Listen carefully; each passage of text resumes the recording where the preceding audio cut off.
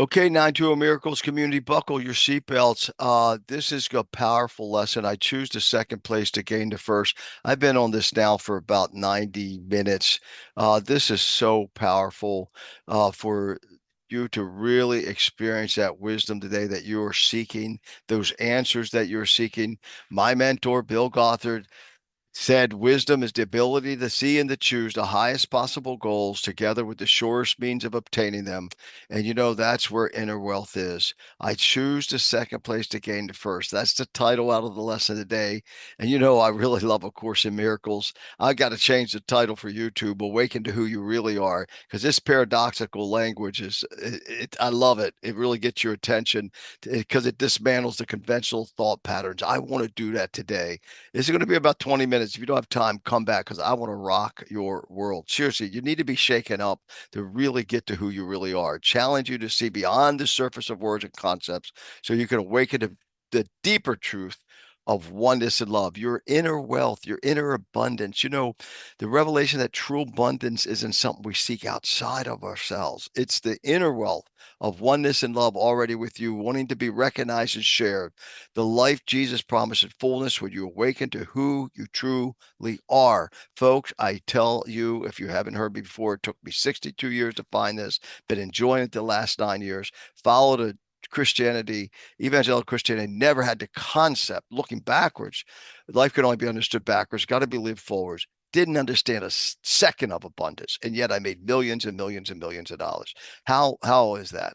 True abundance flows from within, and only when we nourish our own soul's wellspring can we authentically give to others, creating a world of love, joy, and peace from the overflow. Jesus said, I came that they may have life and they may have it more abundantly. And yet you have books like I'm reading right now, The Coming Golden Age by Dr. David Jeremiah.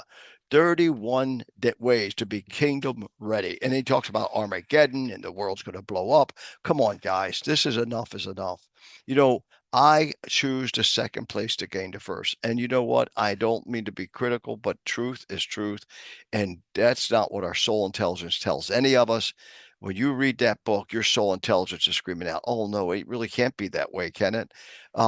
Someone asked me to read it for them, and I know what it's all about. I've been studying this stuff for 45 years now. It's crazy what we think. We're so opposite of what really God intends for us. What is God's will?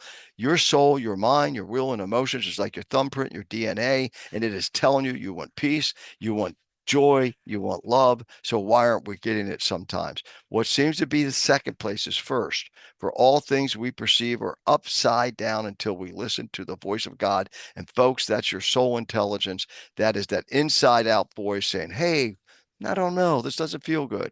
It seems that we will gain autonomy, but by our striving to be separate, and that our independence from the rest of God's creation is the way in which salvation is obtained. I put down here, fix it. We become Mr. Fix It, Mrs. Fix It. You watch me. I don't need to submit to my love inside, my joy, the cry for peace, the cry for significance. No, I'm going to ignore that. I'm going to put that off. Folks, we're not autonomous from the will of God. God's will for us. And here it even says, when I do that, all I find is sickness, suffering, loss, and death. Now, not the sickness that necessarily is health, but it does create that eventually. It's that it just doesn't feel good. There's no abundance in that when we try to think, autonomously from what God really wants us to have. The will of God is your love, your joy, your peace, your kindness, your meekness, your everything. This is not what our Father wills for us, nor is there any second to his will. When are we going to stop choosing the second when we really, in our hearts, are being cried out for the first? And that paradoxical language that A Course in Miracles so beautifully states, like the one, who would you be if you didn't know who you were? That's what this lesson reminds me of. To join with his will is but to find our own.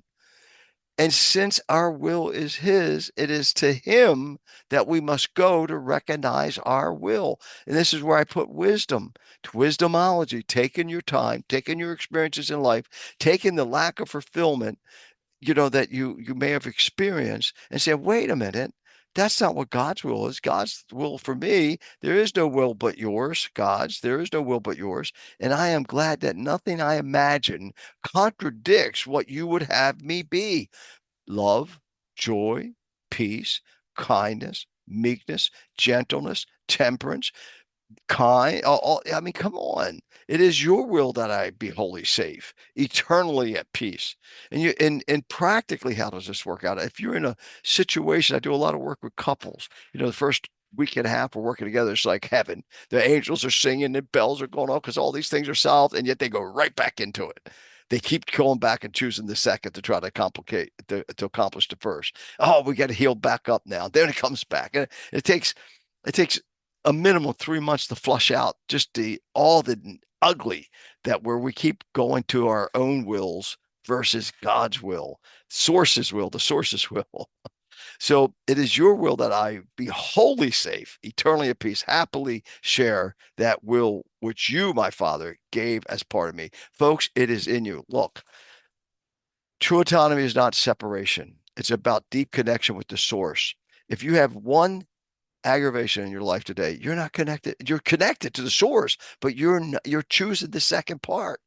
Stop it. Stop it. If you don't come back up here, I choose the second place to gain the first.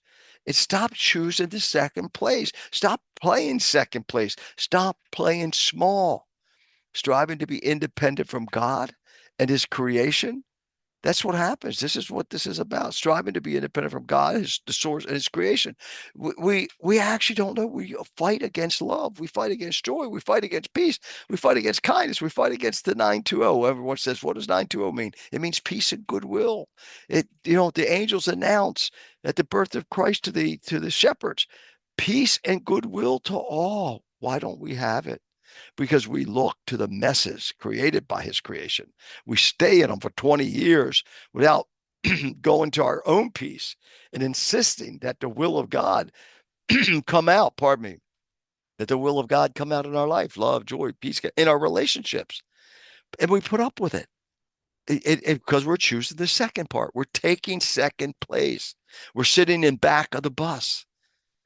Leads only to suffering, and it reflects a false sense of autonomy.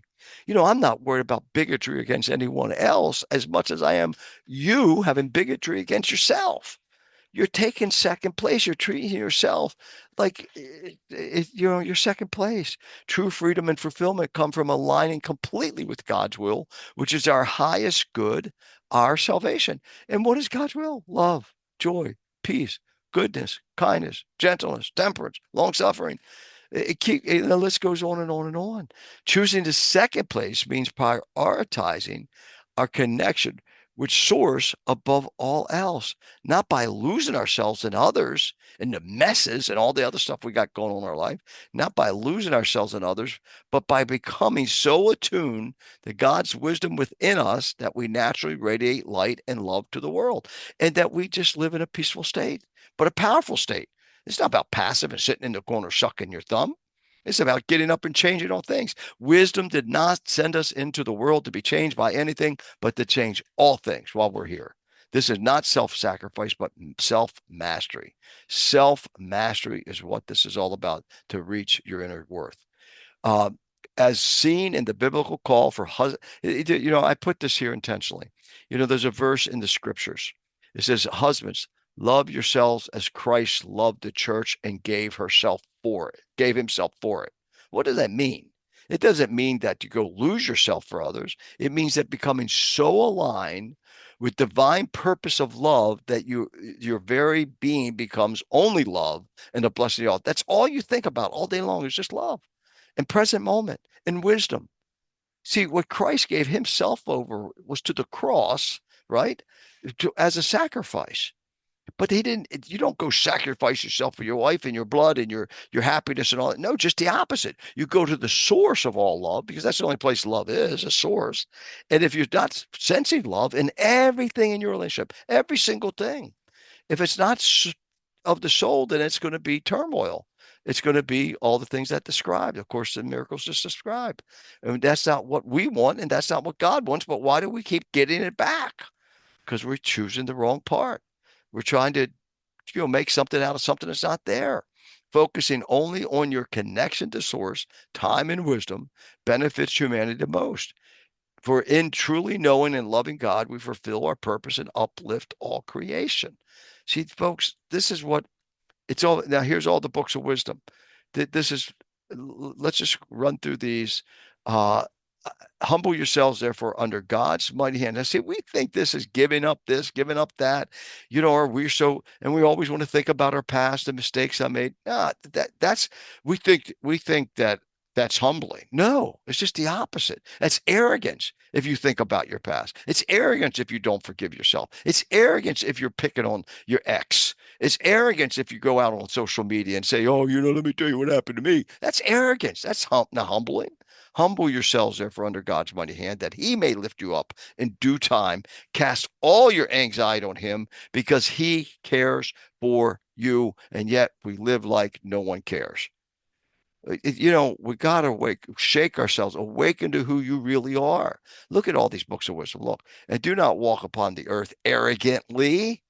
Indeed, you will never tear the earth apart and you will never reach the mountains in height. And yet, there's radical people who took this beautiful book of wisdom and they made the time that it was written on try to transfer it today and become radically arrogant and say, you got to do it the way I say you got to do it or I'll blow you up.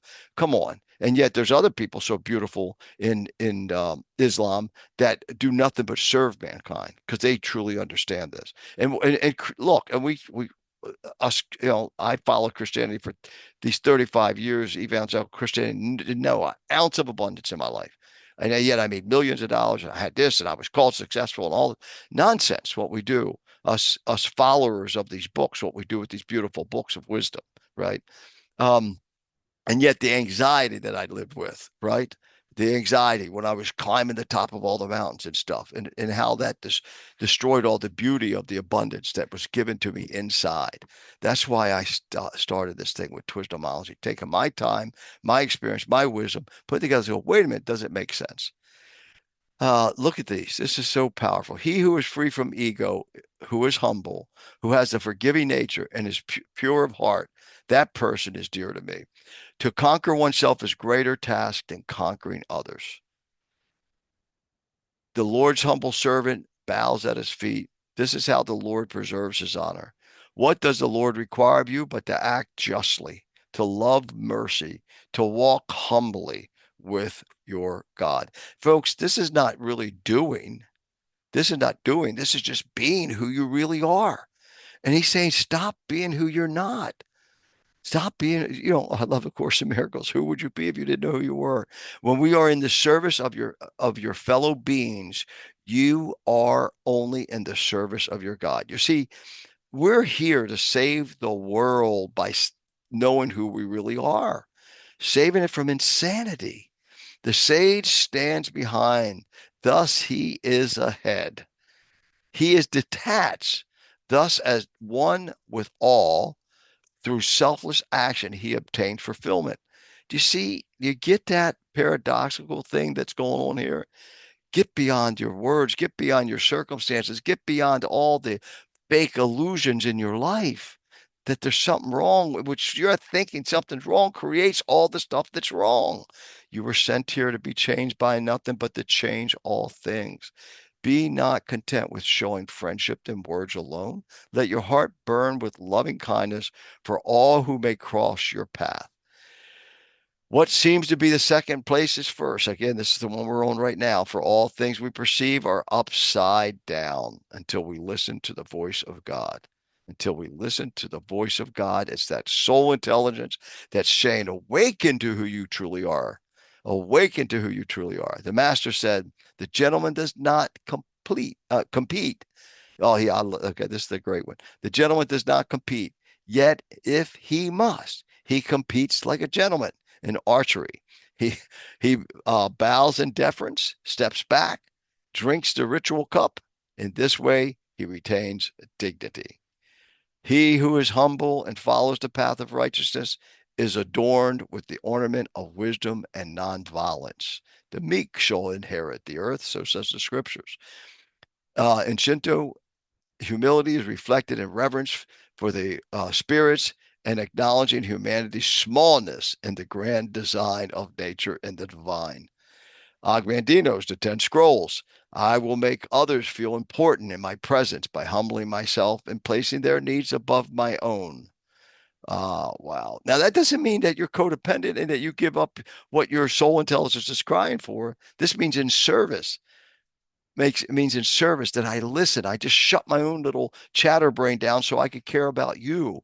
That's what Og Mandino's talking about. Oh, wise Lord, great, grant me humility, for in it lies my strength to serve. Thy will and honor, thy will and honor thy creation. Um, you know, humility, humility, humility. And when the ego fades, the light shines brighter, for humility opens the path to wisdom. This idea of humility, we have it upside down. Sitting there and just sacrificing yourself so others could be warm is not humility. That's arrogance, thinking that you could fix everything. That's arrogance. You need to go take care of yourself. I have not magnified my name in the presence of men. I have not defrauded the humble of their prosperity. The bird who has eaten cannot cry hunger. Give thanks for the gifts of the Creator and bow low to honor them. Great is the light, and great is the glory of him who created all things. Let us humble ourselves before his greatness, for he is the source of all that is good. And then when you look here into wisdomology, it's an art of aligning and prioritizing self. Folks, that's not arrogance. That's humility. That I'm going to stop and pause to be in line with God's will, love, joy, kindness, quietness, meekness, gentleness, aligning and prioritizing self, time, all our life experiences and wisdom to uncover the timeless purpose of love, uniquely imprinted within each of us, just as distinct as our thumbprint and the DNA of our eternal souls. This value, unchangeable by circumstances, is at the heart of who we are. If circumstances are changing you and you're not happy and you're not peaceful and you're not joyful, you are not practicing wisdom. By prioritizing and honoring ourselves, our emotional and soul intelligence, in the sacred wisdom books of all cultures and time periods, Twistomology helps us transcend the limiting beliefs of all ologies, uncover the true purpose of self and time, and embrace continuous transformation to bless the world, even amidst personal conflict or hardship, as we heed the cry of our unshakable core value. Folks, this is all about you. It's all about your innate wisdom. It's all about all these books of wisdom. You see, for 35 years, I was able to tell every single one of these different books, the people who follow them, how wrong they were. They did not follow the scriptures. They did not follow the Bible and all those other things. That is not humility. That's arrogance, my friend. The book I'm reading right now by Dr. David Jeremiah, The Coming Golden Age. David Jeremiah, I love you, but my friend, it is a book of arrogance, telling the world it's going to blow up, telling the world that you know how to interpret scripture that was written for 68 AD. Study the history books. I love you. And David is worth $50 million writing books like this. Tim LaHaye, who wrote a whole series called the Left Behind series that shook the world up and get people to live in anxiety. I think he died worth $150 million writing books, telling to people that the world's going to blow up, that they better get prepared, that they're going to be raptured out of here. That belief system's about 250, 300 years old. You see, folks, it's time for truth. It's time for inner wealth. It's time to tap who you really are. Stop listening to anybody that it goes in conflict to love, joy, peace, kindness. If it goes, to say that, we're going to all of a sudden, millions and billions are going to disappear and that the world's going to be left in this total disarray, that there's this thing called an antichrist. It's nonsense. They're taking all these books of wisdom, just like the Muslims. Some people, just some Muslims, take the Quran, which was written for that particular time, that book of wisdom, but still so we can learn from it today, and we'll be learning from these books thousands of years from now. You know, Folks, I want to see you have inner wealth and abundance. There's nothing wrong with you. There's nothing wrong with humanity other than the fact that we put second place to gain the first. I choose the second place to gain the first. So be who you truly are, awaken to who you really are. You are a marvelous creation of God himself. You came from wisdom, you're going back to wisdom. You came from love, you're going back to love. And I'm committed to helping you in all these books of wisdom to find this, embrace it, celebrate it, distribute it, and everything else. Blessings, my friend. Thank you for being here. Bye bye.